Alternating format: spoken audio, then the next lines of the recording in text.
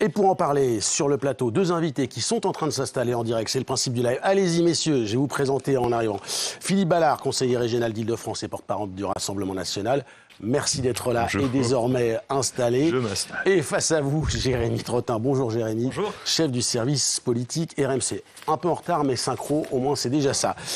Jérémy, on évoquait ce changement de ton, à défaut peut-être de changement de stratégie, entre Marine Le Pen et Éric Zemmour. Est-ce que les chiffres sont importants? Le dernier sondage, c'est le sondage de Doxa pour l'Obs. Éric Zemmour, 16% des voix au premier tour. Marine Le Pen, 18%. C'est-à-dire qu'on est repassé dans l'autre sens par rapport au précédent sondage. Oui, il y a eu un sondage finalement où Éric Zemmour était qualifié au deuxième tour et était donc de fait devant Marine Le Pen. Mais c'est le seul sondage. On voit en effet aujourd'hui qu'il y a une stratégie de Marine Le Pen qui diffère à celle d'il y a quelques jours, même au niveau de son état-major. On pourra parler avec Philippe Ballard. Il a été question à un moment de taper sur Zemmour. Et aujourd'hui, on se rend compte que c'est pas si utile que ça, parce que ça, au contraire, peut-être que ça le fait encore monter dans les sondages. Donc là, l'idée, c'est d'essayer de créer des ponts, des passerelles. On a vu Gilbert Collard qui était présent hier au meeting d'Éric Zemmour. Aujourd'hui, une rencontre entre Éric Zemmour et le maire de Béziers. Robert Ménard. Donc il y a la volonté de créer des ponts, là aussi, avec aussi des déclarations, presque des déclarations d'amour de Marine Le Pen à l'égard d'Éric Zemmour. Mais visiblement, aujourd'hui, ça ne fonctionne pas vraiment. Il n'a pas envie de de rentrer dans ce jeu-là, de danser le tango avec Marine Le Pen, visiblement, Éric Zemmour. Donc il y a un changement de stratégie. Est-ce que celle-ci sera plus productive que la dernière? Il faut encore attendre quelques semaines, mais en tout cas, du côté d'Éric Zemmour, visiblement, il n'y a pas la volonté de faire un pas supplémentaire vers Marine Le Pen. Peut-être pour faire monter les enchères, évidemment, en vue d'un potentiel rassemblement. Philippe Ballard, je disais, porte-parole du Rassemblement national. C'est vrai qu'on a vu ce changement de ton très frappant. Cette semaine, c'était jeudi, Éric Zemmour ferait un bon Premier ministre, dixit Marine Le Pen. Et puis on est passé de « il ne faut pas en parler » ou à M. Zemmour à « Éric ». C'est au moins un changement de ton. Est-ce que ça veut dire que c'est une conséquence de ces sondages extrêmement fort, en tout cas, qu'il soit devant ou derrière, mais extrêmement positif pour Éric Zemmour? Non, mais Marine Le Pen n'a pas d'ennemis dans le camp des nationaux. Nous, on combat M. Macron, président de la République. Ça, c'est clair que vous avez un point commun. Voilà. Ce qu'il faut voir, c'est que le camp des nationaux, quand même, quand on fait l'addition du score de Marine Le Pen dans tous ces sondages, d'Éric et Nicolas Dupont-Aignan, c'est le tiers de l'électorat, voire un petit peu plus, 35%. Là, je disais 18 pour Marine Le Pen, 16% pour Éric Zemmour, ça fait 34%, voilà, 33, et Nicolas Dupont-Aignan, 34%. Nicolas Dupont-Aignan, on est à 34-35%. Il n'est pas possible qu'il n'y ait aucun candidat ou candidate du camp des nationaux au deuxième tour dans ces conditions. Jamais il y a eu un socle électoral aussi fort dans un premier tour, pour un camp, si vous vous souvenez de Nicolas Sarkozy, de François Hollande, 2007-2012, ils étaient à 27, 28, 29%. Là, on est au tiers de l'électorat. Voilà, c'est un socle considérable pour s'en prendre à la politique d'Emmanuel Macron. Et puis maintenant, le temps va avancer. Marine Le Pen a présenté, par exemple, son programme sur l'immigration il y a une dizaine de jours, 24 pages, fait avec des hauts fonctionnaires, des conseillers d'État, des magistrats, des policiers. Bon, on va attendre ce que Éric Zemmour propose de l'autre côté. Marine Le Pen propose un référendum sur l'immigration, réserver les allocations familiales pour les Français et soumettre toutes les allocations de solidarité. Je vous interroge parce que Marine Le Pen est en train de s'exprimer dans Visite dans le Sud, en train de parler justement d'Éric Zemmour. Non, vous savez, il connaît beaucoup de gens de chez nous et qu'il était là comme lecteur et non comme électeur. Je crois que le message est assez clair. Gilbert Collard a l'habitude des formules. Celle-là me paraît en même temps très claire et frappée au coin du bon sens.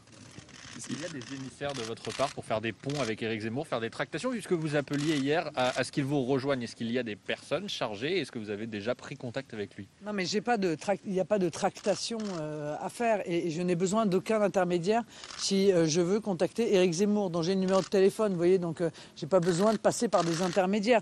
La question est la suivante. Il se présente comme un candidat national. Je suis la mieux placée comme candidate nationale.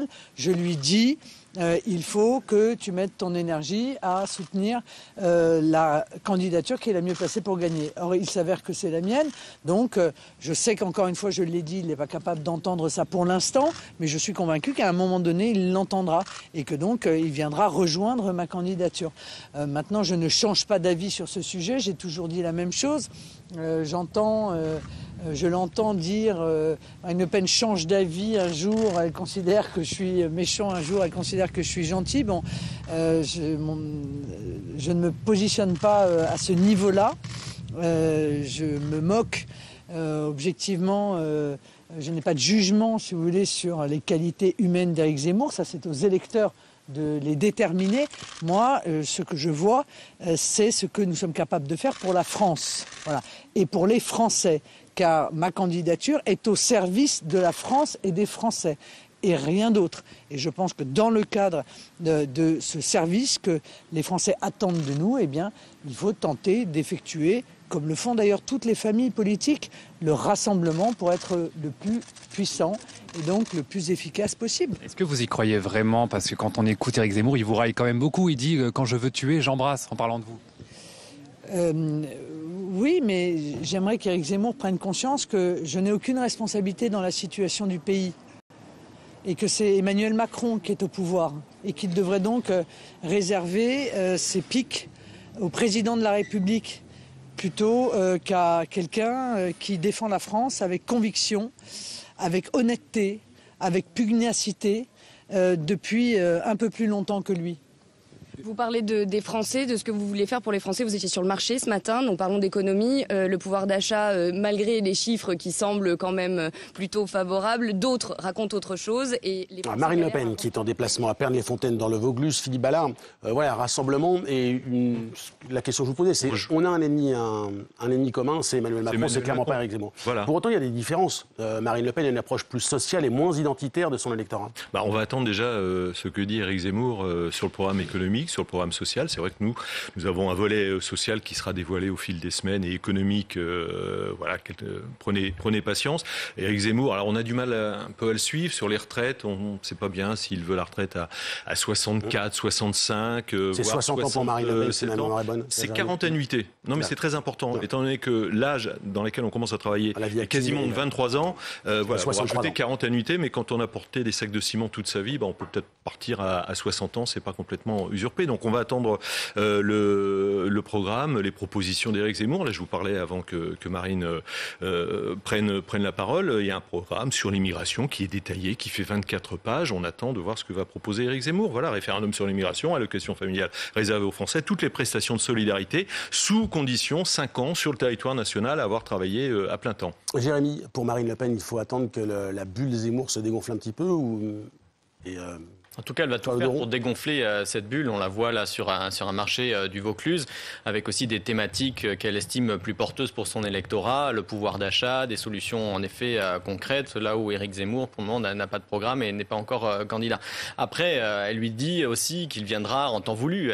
Mais moi, ce que j'ai du mal à imaginer, c'est finalement qu'Éric Zemmour vienne soutenir celle qu'il considère comme une candidate qui ne peut pas gagner l'élection présidentielle. C'est le postulat de départ de ce début de campagne médiatico-politique d'Éric Zemmour. Il se lance en disant de toute façon elle ne peut pas gagner et tout le monde le sait. Donc c'est très difficile d'imaginer à l'issue de ces déclarations et de quelques mois de campagne une forme de remariage. Enfin, j'ai du mal à imaginer cette situation. C'est la politique. Ce que vous pouvez poser comme question quand vous recevez Éric Zemmour, c'est en cas de deuxième tour, Marine Le Pen, Emmanuel Macron, pour qui vote-t-il ?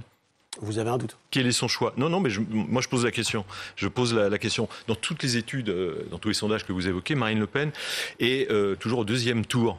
Et ce qui compte quand même, c'est de remporter le deuxième tour. Quand Éric Zemmour, rarement mais testé, il est très loin de Marine Le Pen. En cas de configuration Macron-Zemmour, Marine Le Pen est largement devant Éric Zemmour. On est quasiment dans la marge d'erreur. Juste une dernière question, parce que le temps va nous gagner. Quand on se présente comme étant en rupture et transgressif, ça a été le cas longtemps de Marine Le Pen, c'est le cas aujourd'hui d'Éric Zemmour, se rabibocher alors qu'on s'est un peu tapé dessus, ça fait un peu vieille politique. C'est la politique. Oui, justement, ça fait un peu vieille politique quand on a envie d'être dans la rupture. Non, mais Marine Le Pen n'a pas tapé sur Éric Zemmour. Il y a quelques pics qui sont envoyés par Éric Zemmour. Rigolé, oui, mais rigoler, c'est pas envoyer des pics. Il n'y a rien d'irrémédiable. Et je reprends la phrase que Marine Le Pen a eue il y a quelques instants. Voilà, rejoindre ma candidature. Je pense qu'à un moment donné, on se tend la main, on travaille ensemble pour faire gagner le camp des nationaux. C'est ce qui compte face à Emmanuel Macron. Un seul ennemi, Emmanuel Macron, le président de la République. Et on a encore 175 jours avant le premier tour. Merci beaucoup Philippe Ballard d'avoir été sur le plateau. Merci beaucoup Jérémy. Je vous retrouve dans les prochaines minutes.